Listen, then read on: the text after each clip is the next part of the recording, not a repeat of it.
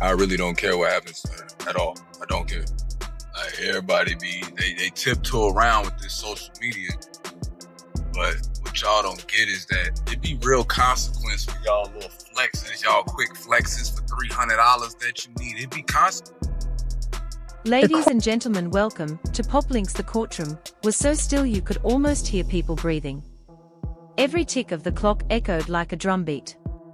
No cameras were allowed inside, but the silence made the moment feel cinematic, like the kind of scene you'd expect to see in a powerful drama.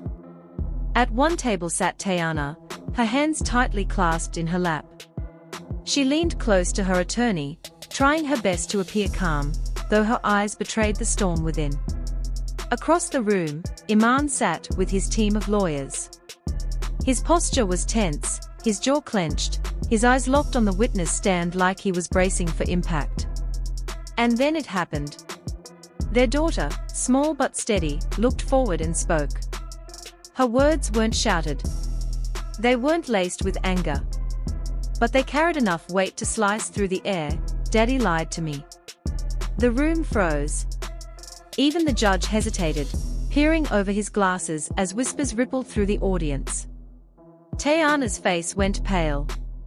This wasn't a rehearsed line, and anyone could see that. This wasn't her feeding her child a script.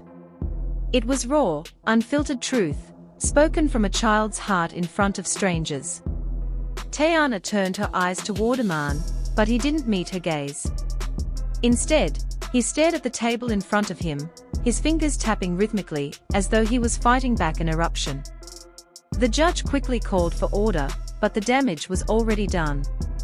Those 4 words were now carved into the official record, a moment that no one in the courtroom could erase. For people following the case from the outside, this wasn't some random revelation. It was the breaking point in a long, messy story. Once upon a time, Teyana Taylor and Iman Shumpert were seen as one of Hollywood's golden couples. Young, stylish, talented, and openly affectionate, they were the picture of black love. Their social media posts went viral, interviews made them seem playful and deeply connected, and fans loved seeing their family thrive. But behind the glamour, things were crumbling. By the time the marriage dissolved, the cracks had split into canyons. What was left wasn't just hurt between 2 adults, it was the emotional fallout their daughter had to carry. Those close to the family say this custody battle has never been simple. It isn't only about money or parenting schedules, it's about trust. And the biggest question is whether that trust was broken between father and daughter. In the months leading up to this day, rumors floated about promises Iman allegedly made to his little girl. Trips that never happened, plans about school that didn't come true, statements about who she would live with. Teyana's side believes those promises weren't innocent, but calculated, to influence her loyalty. When their daughter walked into that courtroom, she tried to be brave. She believed she was just there to tell the truth, as she remembered it. But when asked about things her father had said, her composure cracked.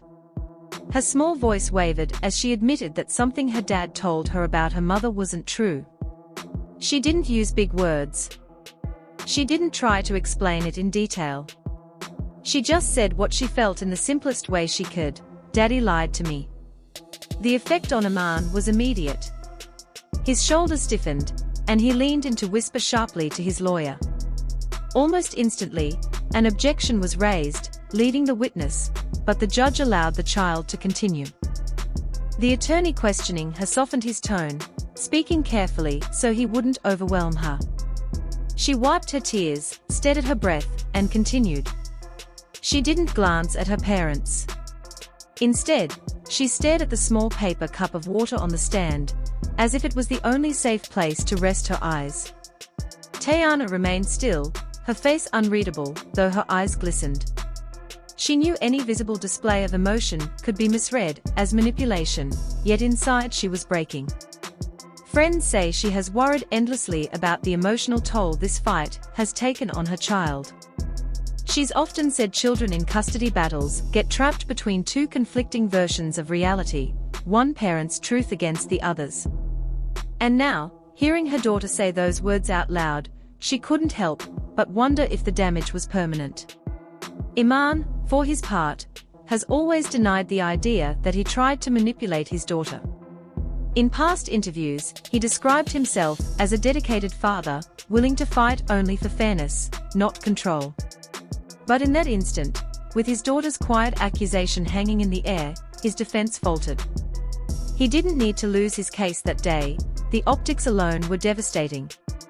The court reporter's fingers raced across the keys, capturing every word. In the gallery, people exchanged uneasy glances. And from somewhere in the back, a spectator whispered just loud enough for others to hear, "That's it." The words "Daddy lied to me" lingered in the air even as the judge called for a short recess. The room was tense, and you could feel that no one quite knew how to breathe again after what had just been said. Teyana moved quickly to her daughter, pulling her into a tight embrace. Without saying anything aloud, she guided her out of the courtroom, shielding her from the eyes and whispers of strangers. To outsiders, it looked like a mother doing what mothers do best, protecting her child when the world feels too heavy. Iman, meanwhile, stayed behind. He leaned back in his chair, eyes fixed on the ceiling as if trying to gather his thoughts or block everything out. His lawyer bent close, whispering quietly, but Iman didn't respond right away.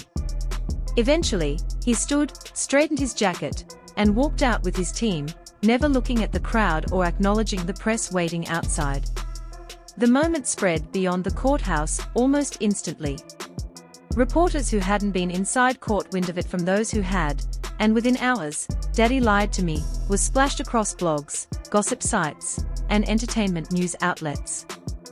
Social media took it and ran.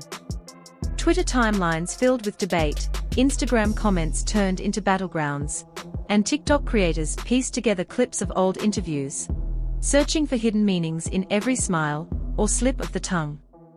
For some, the little girl's statement was undeniable proof.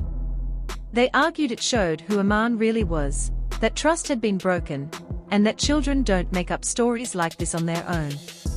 Others, however, were quick to defend him. They insisted children can be influenced, that in the middle of a bitter custody fight, it's possible she was repeating something fed to her. But what made the moment so powerful was exactly that: it didn't come from lawyers or publicists. It wasn't a neatly worded press release or a calculated soundbite. It was the raw, unfiltered voice of a child. And no matter where people stood on the issue, everyone understood one truth: when a child feels betrayed by a parent, that wound doesn't heal easily. When the court session resumed that afternoon, the energy was different. The earlier words still hovered like a shadow, shaping how everyone heard what came next. The judge didn't mention the statement directly, but his tone shifted. His questions were sharper, more deliberate. He wanted clarity about living arrangements, communication patterns, and whether promises had been made and broken. Iman answered carefully, weighing each response, but there was no ignoring the shift. Teyana's attorneys used the moment skillfully, circling back again and again to the idea of trust. They argued that co-parenting requires reliability, honesty, and stability. Subtly, they wove the daughter's words into their larger narrative without repeating them outright. Behind closed doors, sources whispered that Iman's camp was furious. They believed the testimony had been staged, that Teyana's side had deliberately orchestrated the moment to paint him as dishonest. Teyana's team pushed back firmly, saying no one knew what the child would say. According to them, she simply wanted the chance to speak for herself, and she did. Regardless of intention, the damage was undeniable. The judge now had a first-hand statement from the child at the center of this storm, and it was a statement that cast her father in a painful light. By the end of the day, no ruling was handed down. The custody battle remained unresolved, and more hearings were expected. But in the court of public opinion, battle lines had already been drawn. Some saw a mother trying to shield her daughter from disappointment and hurt. Others saw a father being undermined in a fight where no one really wins. And right in the middle was a young girl whose simple words carried more weight than either parent's carefully crafted arguments. She might not fully grasp the ripple effect of what she said, but the world certainly did. The question now is how the judge will interpret it. Was it an honest reflection of a child's lived experience, or the unfortunate byproduct of two adults locked in a messy separation? Whatever the legal outcome, one fact remains clear: those words will echo long after the gavel falls. For this family, the real challenge may not be custody schedules or financial settlements. The hardest battle might be rebuilding the trust between a father and his daughter, a trust that, once fractured, is never easy to restore. Thanks for watching. Don't forget to like, share, and subscribe to Pop Links for more awesome content.